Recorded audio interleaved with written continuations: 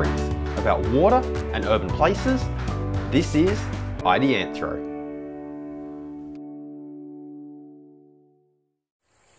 Hey everyone, and welcome back to Ideanthro. Coming to you again from these inspections of stormwater treatment assets that I have been undertaking recently.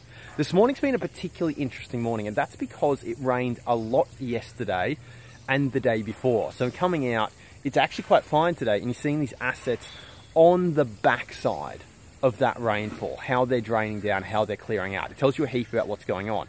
And this particular asset was particularly interesting. So this is a little bioretention system. I'm going to spin it around for you. This is a little bioretention system here.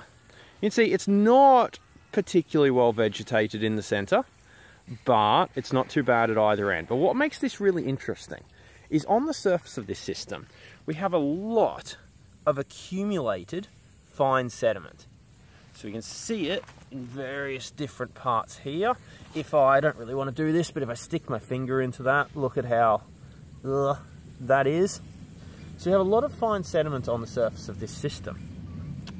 And yet, can you see any ponded water in this system? And it rained a lot yesterday.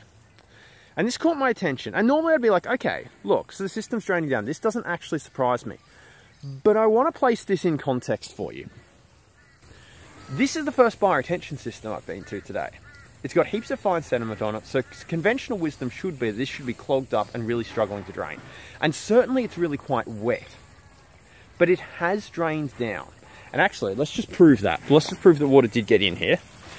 Down in this pit, if we get some focus, you can see the underdrains coming in. They are a little bit shallow, but the underdrains are draining. So this system's draining out in spite of all the fine sediment on the surface. And so conventional wisdom says that probably shouldn't be happening. Although my personal experience, this doesn't surprise me. But where I want to put this in real context is that this is the first bioretention system I've been to today. So far I've been to quite a lot of sediment basins. And the majority of those sediment basins haven't yet drained down today. And they're really close by. We're talking a few hundred meters away for the closest one, out to about 1 kilometer for the one that's furthest away. So these systems almost certainly received very similar rain over the past day. And yet we have sediment basins where the outlets, for most of them, not all of them, but for most of them aren't particularly blocked up. We have sediment basins that haven't drained back down to their normal water level. And yet we have a bioretention system, which on the surface of things looks really blocked, looks like it should have failed, and yet it's drained down quicker. Yes, it stayed really boggy. Yes, the plant community here is on the wetter end of things. Yes, the underdrains are a little bit shallow, and maybe that is affecting things. But with all of that said, this puts paid to the conventional argument that bioretention systems are essentially screwed as soon as they get fine sediment into them. Sure, this system might not be ideal right now, but it doesn't mean that it's absolutely screwed. And this is great from a management point of view. Now, if you're building a fresh system, a new system, I'm not saying that you should, it'll be fine, get lots of fine sediment in there. No worries at all. I'm not saying that. But I'm saying two things. I'm saying, look, as we've spoken about previously on Ideanthro, maybe a bit more fine sediment than we currently put in here wouldn't necessarily be a massive problem. Perhaps, although there's research that would counteract that, although I would suggest, real world, how much problem do we have? But more importantly than that, that's not even the real major point here. The major point is that if you already own systems like this one, and you have them clogged up with fine sediment, it's not an immediate death blow that, oh my goodness, I have to come back in and completely dig them out and rehabilitate them.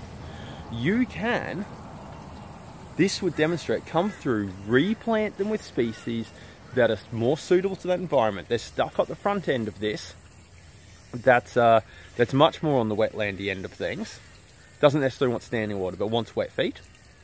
It's not typical drier end of things bioretention system plants in here. But you can still create a functional system by tailoring your management of the system to it, because it is possible for systems like this to drain. Now, exactly why it's draining, maybe it's the type of fine sediment is less prone to clogging. Maybe it's the fact that there's a lot of leaf litter on the surface might be helping to stop it make a crust on the surface. might be helping to stop that fine sediment getting into the media. Exactly the mechanism that's going on here, I cannot tell you because I simply don't know. But what I can say is that here is an example, and I've seen plenty more of these over my time in the industry, of a bioretention system that's not ideal that it's got fine sediment in it, but that it is still managing, and it's still managing to work. And what's special about this system is the fact that we can compare it to those nearby sediment basins the day after rain and see that not only is it drained down, but it's actually drained down surprisingly quickly relative to those sediment basins. And that's our food for thought from today's episode. Before you go, our best episodes come from your questions. This knowledge base, these discussions that are Ideanthro improve with your contribution. So if there's a topic, an idea, a concept that you would like us to explore, come and ask us. You know where to find us. www.ideanthro.com/contact. You can find us on Facebook, YouTube, LinkedIn, and that place you get your good podcasts from. You know where to find us. We look forward to hearing from you. We'll see you soon.